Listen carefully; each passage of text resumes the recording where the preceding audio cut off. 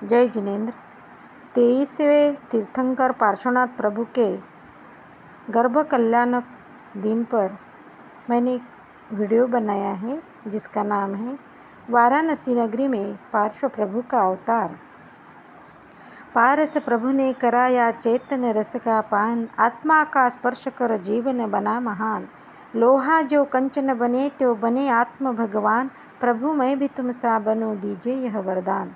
जिस समय की यह कथा है उस समय इस भरत क्षेत्र में चौथा काल पूर्ण होने आया था। 22 तीर्थंकर मोक्ष पधार चुके थे। नेमिनाथ भगवान गिरनार से मोक्ष पधारे, उसे भी 83,750 वर्ष बीत चुके थे। अयोध्या से कुछ दूरी पर काशी देश में गंगा नदी के किनारे वाराणसी बनारस नगरी अति समृद्ध एवं शोभायमान थी। इसी नगरी में 7वें तीर्थंकर सुपार्श्वनाथ अवतरित हो चुके थे। अब तो 23वें तीर्थंकर पार्श्वनाथ प्रभु के अवतार का समय आ चुका था। जहाँ तीर्थंकर अवतरित होने वाले थे, ऐसी वाराणसी नगरी की शोभा का क्या कहना। राजभवन के प्रांगण में प्रतिदिन आकाश से करोड़ों रत्नों की वर्षा होने लगी। वह रत्नवृष्टि 15 मास तक होती रही। नगरवासी समझ गए थे कि यह किसी महामंगल अवसर के चिन्ह है। विश्व प्रसिद्ध ऐसे बनारस तीर्थ में उस समय महाभाग्यवान राजा विश्वसेन राज्य करते थे। कोई उन्हें अश्वसेन भी कहते हैं। वे अति गंभीर थे, सम्यक दृष्टि थे, अवधि ज्ञान के धारी तथा वितरागी देवगुरु के परम भक्त थे। उनकी महारानी ब्राह्मी देवी, ब्रह्मदत्ता अथवा वामा देवी भी अनेक गुण संपन्न थी। उन दोनों का आत्मा तो मिथ्यात्व मल से रहित था ही, किंतु उनका शरीर भी मलमूत्र रहित था।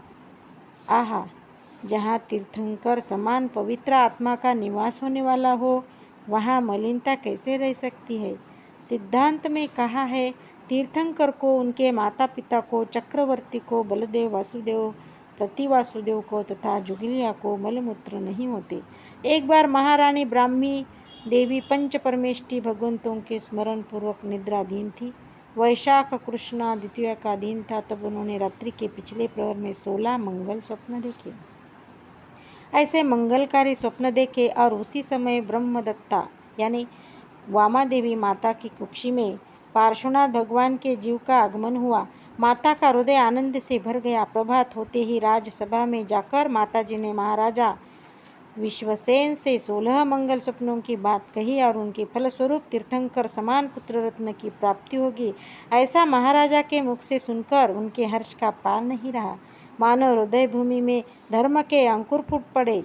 वह माता तो धन्य हो गई। इंद्रों तथा इंद्रानियों ने आकर प्रभु के माता पिता का सम्मान किया और गर्भ कल्याणक उत्सव करके भगवान की पूजा स्तुति की।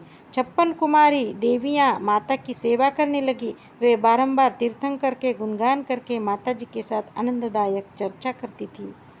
एक बार माता ने पूछा, हे देवी, इस जगत में उत्तम रत्न कहाँ रहता होगा। देवी ने कहा, माता जी, आपके उदर भंडार में ही वह उत्तम रत्न विद्यमान है। दूसरी देवी ने पूछा, माता जी का शरीर स्वर्ण कैसा जैसा क्यों लगता है। तीसरी देवी बोली, क्योंकि उनको पारस का स्पर्श हुआ इसलिए। चौथी देवी ने पूछा, माता जी, आपको कैसी भावना होती है। माता जी बोली, जैन धर्म का खूब विस्तार हो ऐसी। देवियाँ कहने लगी, वाह माता जी, अपने स्वर्गलोक से भी हमें यहाँ अधिक अच्छा लगता है, क्योंकि यहाँ हमें आपकी तथा बाल तीर्थंकर की सेवा करने का महाभाग्य प्राप्त हुआ है। छोटे से प्रभु को हम पालने में झुलाएंगे, लोरियाँ गाएंगे और हंसी खुशी गोद में उठाएंगे और उन्हें देख देखकर आत्मा का धर्म प्राप्त करेंगे। इस प्रकार देवियाँ माता जी के साथ प्रतिदिन आनंदकारी चर्चा करती थी और तीर्थंकर प्रभु की महिमा गाती थी। माता जी के मुख में ऐसे आत्मस्पर्शी वाणी निकलती थी मानो उनकी कुक्षी में बैठे पार्श्वनाथ भगवान ही बोल रहे हो।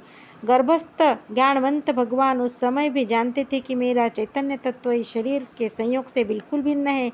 चेतनामय भाव ही मैं हूँ। इस प्रकार भगवान तो अपनी चेतना के आनंद में झूल रहे थे। दिन पर दिन बीतते गए। पौष कृष्णा एकादशी आई और मंगल बधाई लाई। पौष कृष्णा एकादशी के शुभ दिन 23वें तीर्थंकर का अवतार हुआ।